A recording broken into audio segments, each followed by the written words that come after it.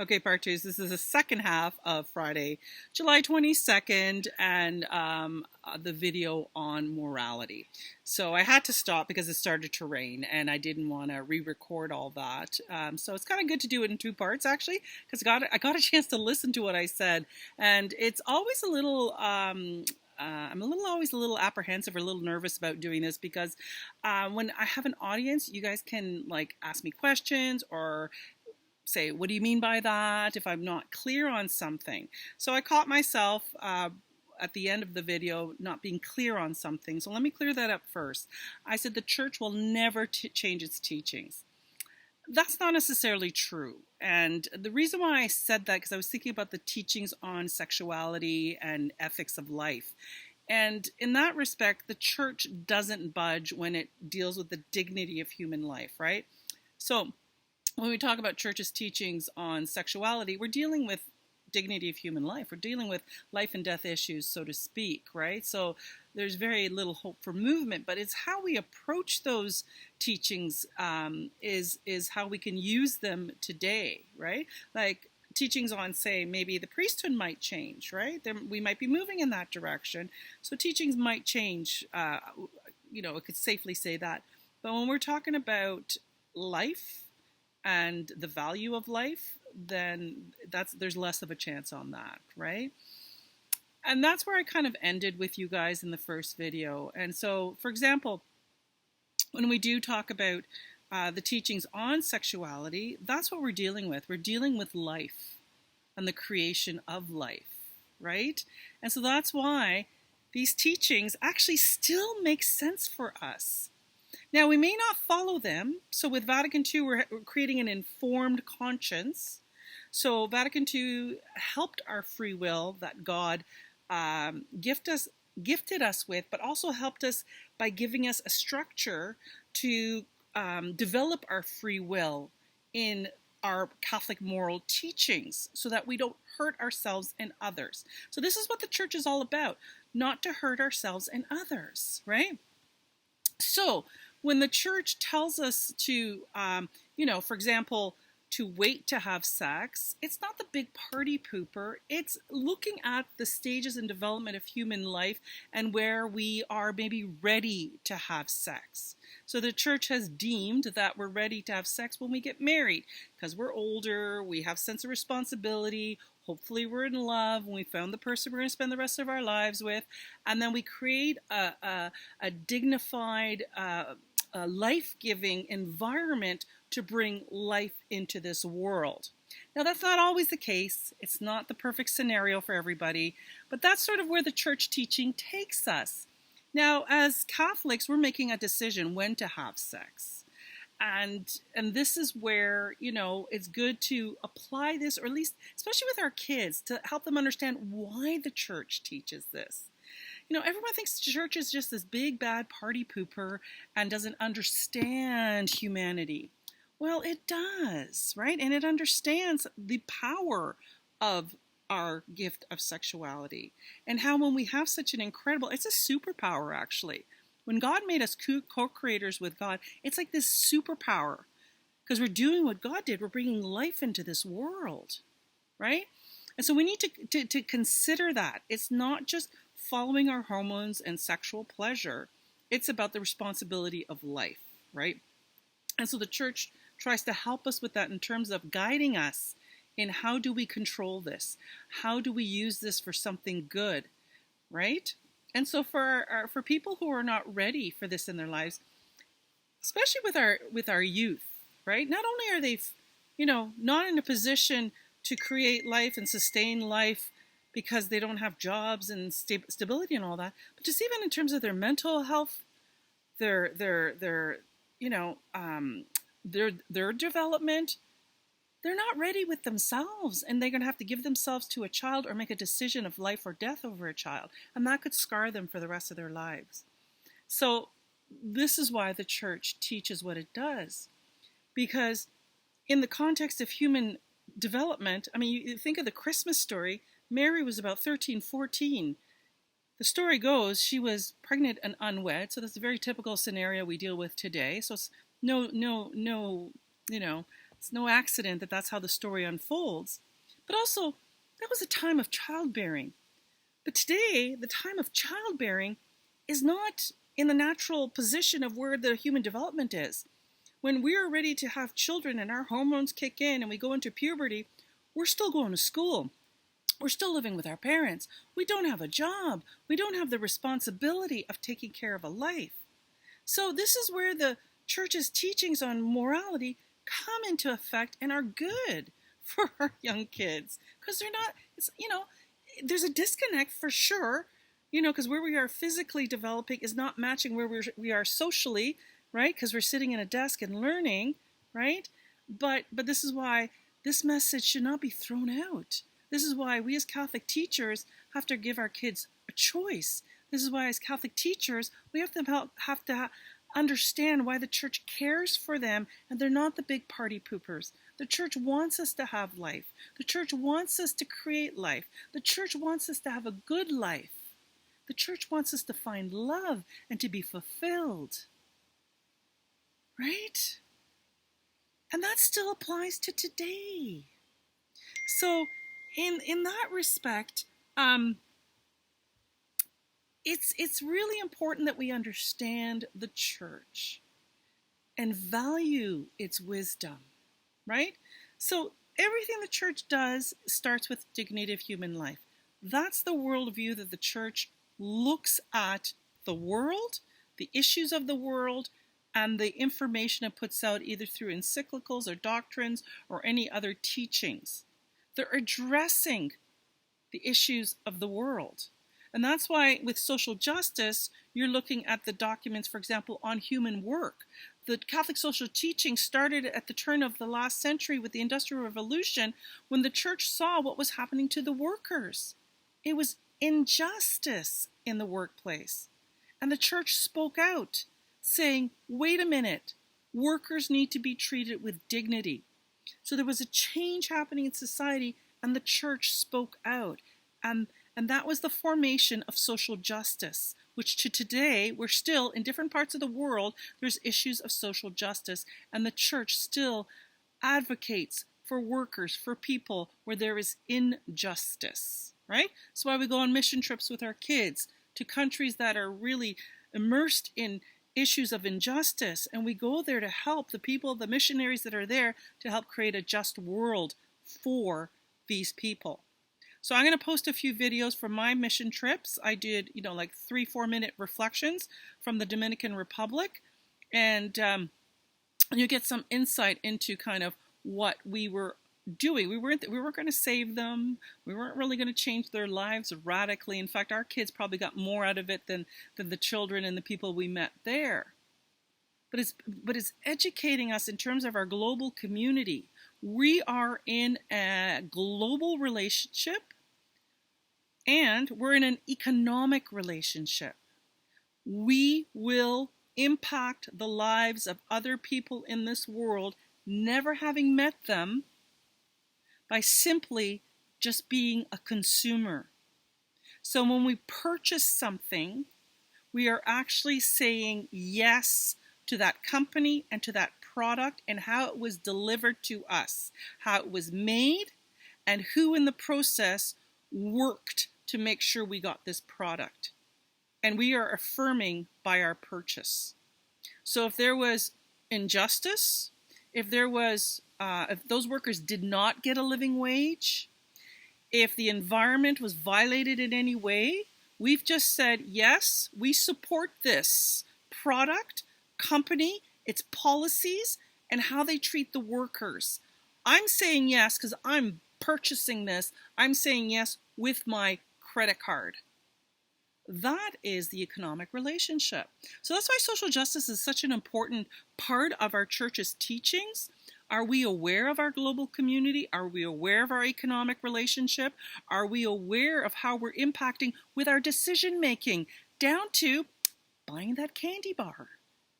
Was that chocolate ethically sourced? Did someone, in order for me to get that candy bar, that chocolate bar, did someone suffer?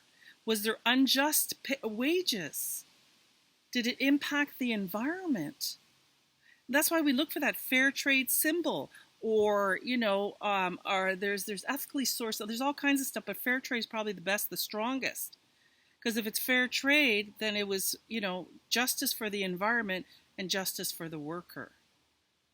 So when we can't stop being consumers, we just have to learn to be Catholic consumers, making ethical choices. Now, we can't be 100%. I'm telling you right now, because if I looked at the labels of the clothing I'm wearing right now, I bet you I probably violated somebody's dignity in the workplace. I can, but I'm trying. If I can, buy my coffee, I look for the ethical coffee. I look for the fair trade over the ethically sourced, for sure. A lot of people went to ethically sourced because it's not as stringent as fair trade. It's down a level, but still, I go for that. And, and it's costs more money, but I try to make that decision. Okay, do I buy the fair trade organic, or do I get this one and save some money? Sometimes we can't. We don't have the budget, so we have to go with the other one. It's just the way it is. Families are trying to make ends meet. Even though we live in a great society, we're still struggling. We're still trying to put food on the table and a roof over our families. So sometimes that's not an option for us. We can't do the organic fair trade. But if enough of us out there do this, it starts to become part of mainstream. When I started over 30 years ago, when I was in my early 30s, I had to go to one store, the Big Carrot on the Danforth, to go to a health food store to get organic stuff. And, but now I can go to almost any store because many people started to demand it, right? We're in an economic relationship. As soon as there's a demand, the industry changes to meet the demand. It works. We can make those changes. We are the church. What are the changes that we need in our church in the power that we have? We have a consumer power. We can create a Christian lifestyle. We can create an ethical workforce if our money talks. Okay? So that's huge. And I know there's probably, oh my God, there's so much I need to talk to you guys about. Okay, formation of your conscience. Okay, I'm switching topics here, but this is part of it, right? I just want to make sure I cover this. And I find every time I teach this course, it doesn't matter if it's part 1, 2, or 3, I always have to do a review of formation of conscience, okay? When we make decisions, we have to do that process of search, right? You guys did moral relativism in the first module, okay? In our secular society, with our secular gospel being loud and strong, our morals and ethics have become moral relativism. We do things that feel good for us, that's best for us, and we say, yes, I'm a Catholic, I'm a Christian, but I think, this feels good. Yeah, so you're representing your values. You're saying you're one thing, but you're acting another way. Okay, so we got to kind of align things, right? So understand what the church teaches. Read something from the church. We never read a church document. We never read a church teaching. We get it secondhand. We hear it from someone else. We hear bits and pieces, and we think we know church teaching, and we disagree with it. Even more reason to read if you disagree. Even more reason. So that you can firsthand know what you're disagreeing with. And then reframe it. Understand where it's coming from. Understand why it was written. What was the purpose of that teaching? Who was it supposed to protect? How is the dignity of human life being protected with that teaching, right? So in the process of forming your own conscience, are you educated? Are your moral decisions coming from an informed conscience? Have you talked to someone? Have you talked to your priest? Have you talked to your family? Have you talked to others? Have you reflected? Have you prayed about it? And the bottom line, you make a decision. And this is where people have a hard time with Vatican II, right? And then that decision ultimately is yours to own. And the church actually writes in the Catechism, 1782, man has the right to act in conscience and in freedom, so as personally to make moral decisions.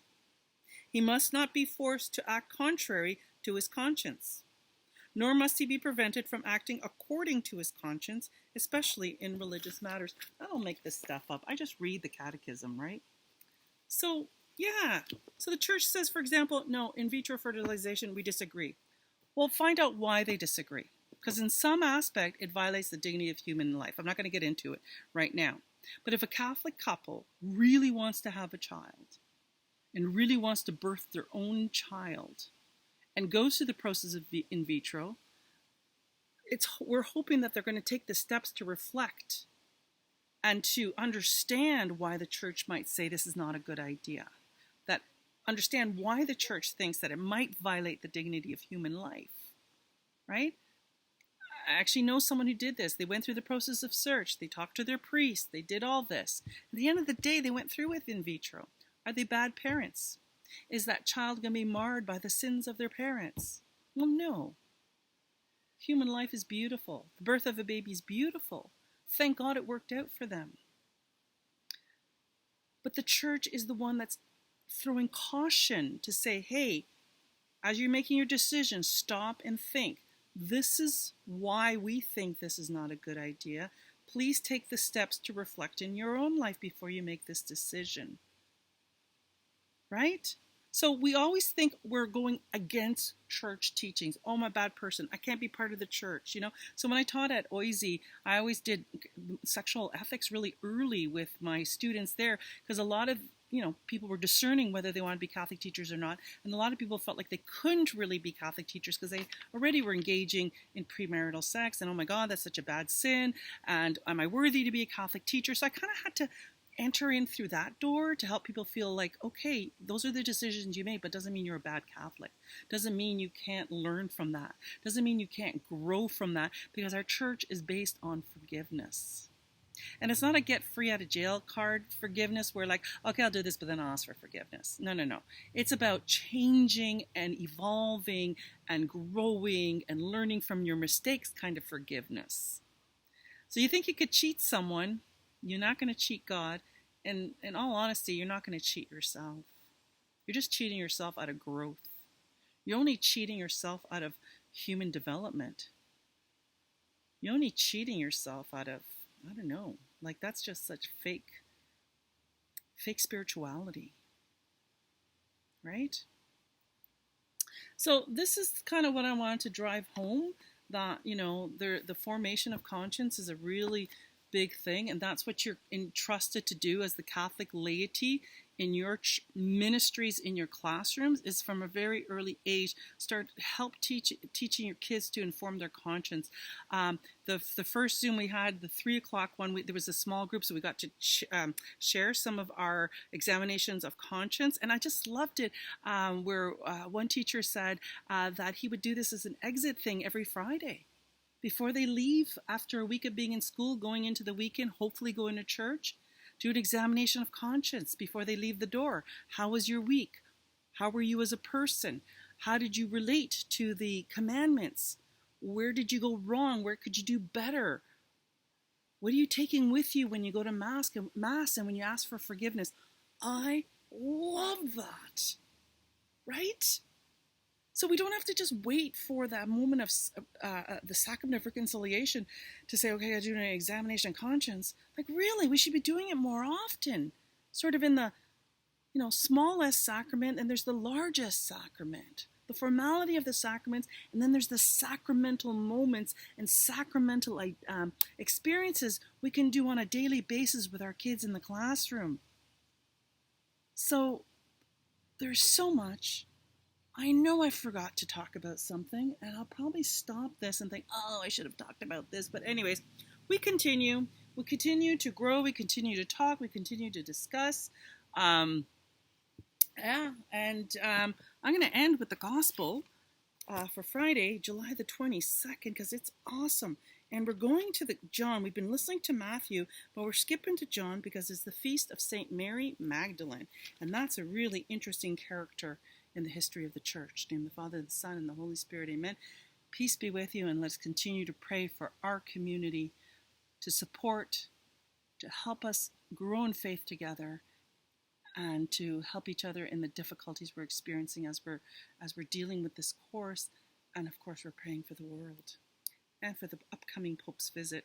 Very exciting. Talk about healing and reconciliation. Okay?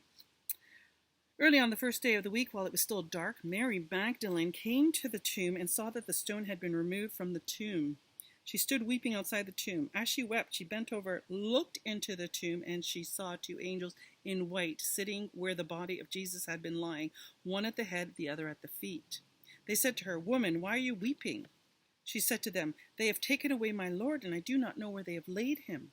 When she had said this, she turned around and saw Jesus standing there, but she did not know it was Jesus. It's in the resurrection, right? Jesus said to her, "Woman, why are you weeping? Whom are you looking for?" Supposing him to be the gardener, she said to him, "Sir, if you have carried him away, tell me where you have laid him, and I will take him away." Jesus said to her, "Mary." She turned and said to him in Hebrew, "Rabboni," which means teacher. Jesus said to her, "Do not hold on to me, because I have not yet ascended to the Father.